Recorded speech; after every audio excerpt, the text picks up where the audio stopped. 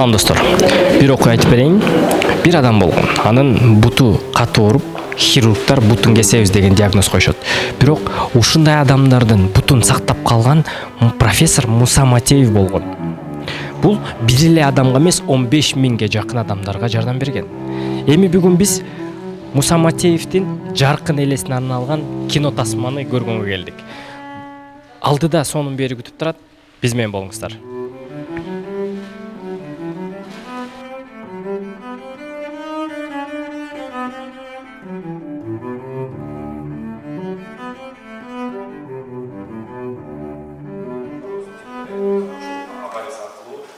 Кино теле аркылуу агайсымен таанышууга абдан сонун мүмкүнчүлүк болот. Өзгөчө карасаң бул жакта биздин катарыбызда көп сандагы жаштар отурат. Сиздерге дагы ушул агайсыз басып өткөн жолу чоң үлгү, өрнөк болот деп ишенебиз. Дорогие гости, сейчас мы приступаем к центральной части нашего вечера. Мы с вами окунемся в кинематографический мир, потому что мои коллеги, мои друзья попытались рассказать об этом человеке через призму кино, языком кино. Я с удовольствием к вам присоединяюсь, ваши аплодисменты и пускай.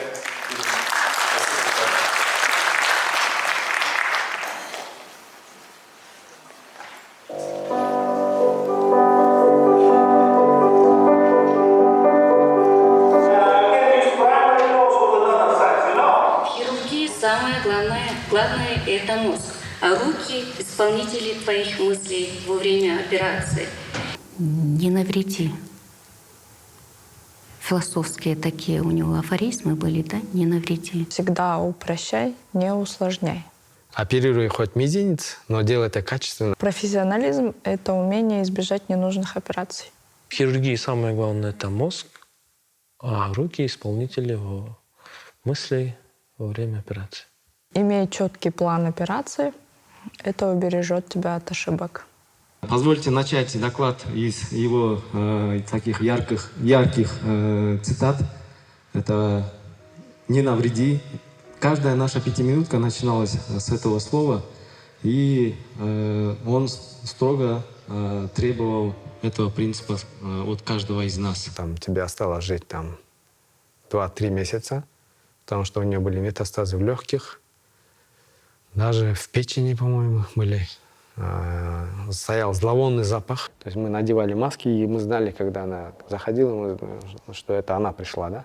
И Муса все-таки он думал и решил ее прооперировать. Ну, он очень переживал, думал, потому что возраст, наркоз. Муса Спек что сделал? Он выбрал очень простую тактику. То есть он ее обследовал, и под местной анестезией он иссек ей вот эту опухоль на носу. То есть полностью убрал, почистил. И все. И начали лечить вот эту рану. И потом из лба он на сосудистой ножке пересадил лоскут. И вот так вот за 2 недели у нее закрылась рана, удалили опухоль полностью. Она, такая счастливая, ушла из отделения. И потом через 3 или 4 месяца она пришла, обследовали ее, а у нее метастазов в легких, в печени ничего не было. То есть она вот так вот осталась жива, да? То есть настолько вот эта операция, которую выполнил Муса Спекч, ей эмоционально помогло, да? Что рак у нее в теле вот исчез. Даже метастазы исчезли, да? Ну, чтобы человек хотя бы хоть чуть-чуть, но прожил полноценно, спокойно, чтобы ее люди воспринимали и тянулись к ней, потому что от нее же все отвернулись. Он всегда хотел людям возвращать полноценную жизнь. Скажите, Клавдия, как вы себя чувствуете? Сейчас? Да. После операции? Да. После операции чувствую, только крыльев нет, я бы летала.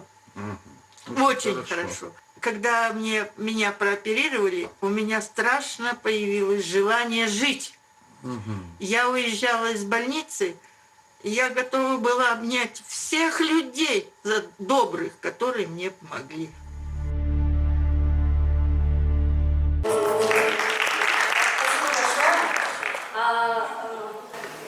Спасибо большое всем зрителям и участникам этого мероприятия, что вы пришли, посмотрели этот фильм.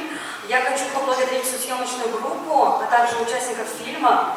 за их большой вклад, который они сделали для реализации этого проекта. Что я хочу сказать? Считаю, что фильм про Муса Аспековича должен дальше показываться на различных телеканалах. И вообще народ Кыргызстана, студенты, врачи, они должны увидеть этот фильм, чтобы помнить и чтить память о выдающемся человеке Кыргызстана. Спасибо.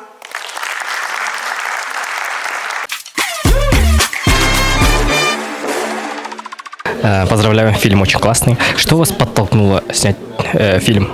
Я узнала Муса Аспековича в Москве, и когда я узнала, что он такой выдающийся человек, которого знают во всем мире, я решила, что этот фильм должен состояться, и я должна его снять обязательно.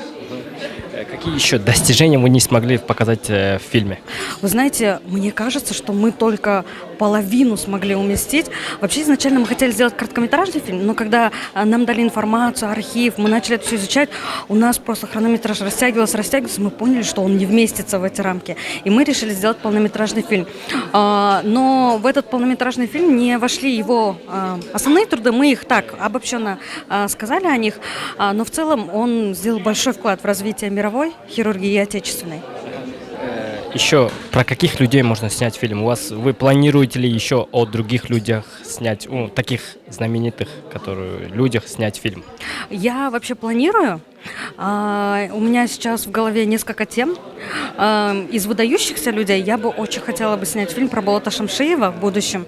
Но в данное время я готовлюсь к съемкам полнометражного документального фильма о девочке Манасчи, которую никто не знает. Она находится в эмиграции сейчас, но она в себе открыла этот талант. Спасибо большое. Поздравляю. Спасибо. Спасибо большое. Жақсы. Муса ағай жөнінде қандай сөздер айтасыз? Муса Матеев айтып атпаймын, биздин доктор дечибиз. Анткени биздин үй бүлөдөгү мени, байкелеримди ушул жанагы муундарга мындай жанагы подагра ордунан эме чыгат да, теги тофустар чыгат. Ана жерде микрохирургтор керек. Анан ушул Муса бизди ушул дарылап жүрдү. Бул киши аябай өзү өтө күчтүү профессионал. Жаңы жанагындай микрохирургиянын пластический жагындагы, микрохирургиясындагы аябай өркүндөтүп өстүрүп, Кыргызстандын ошол микрохирургиясын эл аралык деңгээлге чыгарган адам да. Бул кишини каяка гана Япония, Америка, Европа бүт баарына чакырып өзүнчө эксперт катары. Анан биякта конгресстер болгондо Сүккөргө ошонун баардык ошол эмелер келчү да, чоң профессор, академиктер. Анан өзүнүн баягы көп окуучулары, аспиранттары, кандидатский диссертация жасаган, докторский диссертация жасаган адамдар көп эле. Анан мынакей бир окуучусу Гуля Чаловна. Ошол биз менен дагы чоң лазерный медицина менен чоң центр ачып азыр иштетип атат. Ошондой адам эле, мындай адамгерчилиги, жашоодо, ишинде личность болчу да. Сиздин оюңузча мындай адамдардын аты унутулбаш үчүн эмнелерди кылыш керек? Эми унутулбаш үчүн булардын эми кандай мына балдар кино чыгарды, фильм чыгарды, китеби чыгат. Дагы жанагы ушундай адамдарга көчөнүн аты берилип атат, же болбосо кафедрабы, же ошо тиги отделениясы ушундай нерселерди жасап койсо, Муса, биздин доктор Муса Матеев татыктуу. Ошол азыркы фильмде көрсөтүлгөндөй, айтылгандай катуу тартиптин негизинде, дисциплинанын негизинде ошол азыркы фильмде көрсөтүлгөн жетишкендиктерге жеткен мүмкүн болгон да. Анан өзүнүн ошол ийгиликтерин, жетишкендиктерин ошол бизге ошо өткөрүп берүү, ошо тарбиясы, талим тарбиясы аркылуу ошону бизге өткөрүп таштап кетти десек туура болот да. Биз азыр ошол агайыбыздан алган талим тарбия менен, илим менен, билим менен азыр ошол ийгиликтүү иштеп жатабыз. Ошол бизге айткан насааттары азыркы күнгө чейин күндө жардам берет. Ошону азыр айткан философиясын, айткан ойлорун азыр биз иштеп, иш жүзүндө азырдан күндө түшүнүп атабыз да. Бул хирургияда эң негизгиси ошол дисциплина, катуу талап, анан жанагындай бейтапка болгон өтө мындай кылдат мамиле да. ошол өзгөчөлүктөрүн айтмакчымын. Жана өзгөчөлүгү дагы бир өзгөчөлүгү бул дүйнөлүк хирургиядагы кыргыз хирургдун жасаган ошол новаторлук идеясы. Жана айтылгандай ошо чоң профессорлор, ошо дүйнөлүк профессорлор айтпадыбы? Ошол бул дүйнөлүк хирургиядагы жаңы ачылыш болду деп. Ошол жанагы жасаган ыкмасы, көрсөткөн ыкмасы ошол чынында дүйнө жүзүнүн 50 өлкөсү катышкан чоң өлкөлөр, Америка, Кытай, Япония деген өлкөлөрдө ошол жерде президиумда отуруп ошол сыймыкты, ошол сыйлыкты алган ошол конгресс болгон да. Эмнеге? Анткени ошол кыргыз хирургдун ошол ачкан ыкмасы ошол бүткүл дүйнөдөн чогулган хирургдарга жагып, анан ошол номинацияны ошол биздин кыргыз профессорго беришкен да. Ошол өзгөчөлүктөрүн айта кетмекчимин. Кандай сар? Саламатсыздар. Мен Муса Матеевдин окуучусу болом. Азыр аты жөнүм Акбар Жороев. Азыр ошол Муса Матеевдин клиникасын азыркы убакта жетектеп келем. Агайым менен мен 2015-жылы клинический ординатурага келип, ошол жерде ординатураны өтүп окуп калдым. Тилекке каршы могул жанагы ковид убагында агайыбыз бизден эрте тилекке каршы кетип калды. Бул агайыбыз өтө уникалдуу киши болчу. Уникалдуу операцияларды дүйнө жүзүнө киргизип, жана өзүңөр көргөндөй лоскут деген метод 2007-жылы ойлоп тауып, дүйнөлүк хирургияга киргизген да. Бул хирургия лоскут боюнча дүйнө жүзү боюнча кенен колдонуп, көптөгөн бейтаптарга жардам берет да. Бул деген көптөгөн жанагы эме болгончу заживать этпеген, айыкпаган жарааттар бар го. Көп жылдаган айыкпаган жарааттарды ошол пересадка менен ошол арааттарды айыктырат да. Азыр биз ошол методу менен иштеп келебиз. Клиникасы дагы улуттук госпиталда дагы операцияларды жасап келебиз. Бул киши эмнеси? Бул киши аябай талапкер, требовательный болчу. Жаңы эле көрүп айткандай, биз ал киши иштеп турган убакта эч качан 1 мүнөткө да кечикчү эмеспиз. 1 мүнөткө кечиккенде уже целый день уже жумушка киргизчү эмес да. Ошон үчүн азыр айтып кетпедикпи? 2 жылда 1 жолу да кечиккен эмеспиз ушундай. Ошол 1 мүнөткө да Жоопкерчиликтүү адам. Жоопкерчиликтүү, өзүнүн жумушун өтө мыкты билген ушундай киши болгон. Рахмат. Калтырды сизге. Мындай адамдарды кандай баркташ керекпи? Ошол жөнүндө айтып кетсеңиз. Адамды таанычу бересиз. Мен мындай эле сырттан таанычумун, угуп жүргөм, бирок мынчалык деңгээлде биздин Кыргызстан, кыргыз эли үчүн ушунча эмгек кылганын билбептермин. Мына Айзаданын эмгегинин жыйынтыгында бул аябай чоң эмгек жаралыптыр.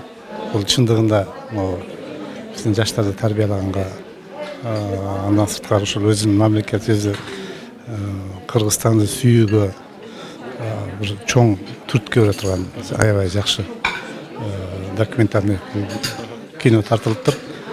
Каким он был отцом? Вы сказали, что он был, работал, каким он был отцом? Что он для вас оставил? Папа был всегда заботливым, конечно, внимательным отцом. Он всегда старался уделить внимание каждому. И всегда делился своими каким-нибудь успехом, спрашивал, что мы достигли. Он любил всегда запечатлеть любое мероприятие, он пытался всех нас фотографировать. Наверное, самое главное это то, что он верил в своих детей и всегда поддерживал. Мы не пошли по его стопам, но он всегда поддерживал во всех моих начинаниях, во всех начинаниях моего братишки и был всегда рядом.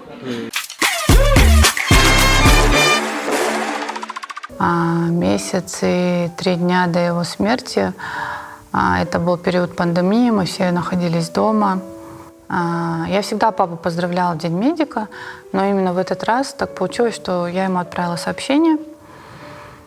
И я ему написала: папа, я поздравляю тебя с профессиональным праздником, желаю тебе крепкого здоровья, успехов, Ведь ты так много внес в отечественную мировую медицину.